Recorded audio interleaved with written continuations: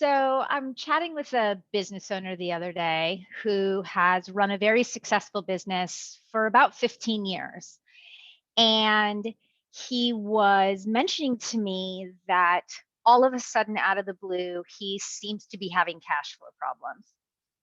And my ears perked up. And I was like, what do you mean all of a sudden? And he said, in 15 years of running my business, I run a successful, profitable business. I have never had cash flow problems. And I said, well, was it a one-time thing? And he said, well, I thought it was. And then it happened 2 or 3 more times. And I said, well, what kind of a problem are we talking about? He said, I almost missed payroll.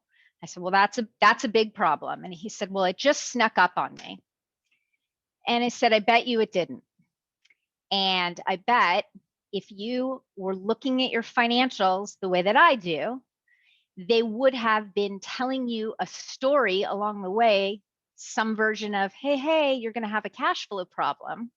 And he said, what are you talking about? And I said, your financials, if you learn how to read them and you work with someone like myself, like a fractional CFO, to help you learn how to read them, they will tell you all along the way. And sure enough, we looked historically at his accounts receivable over time, and they were slowly creeping from 30 to 60 to 90.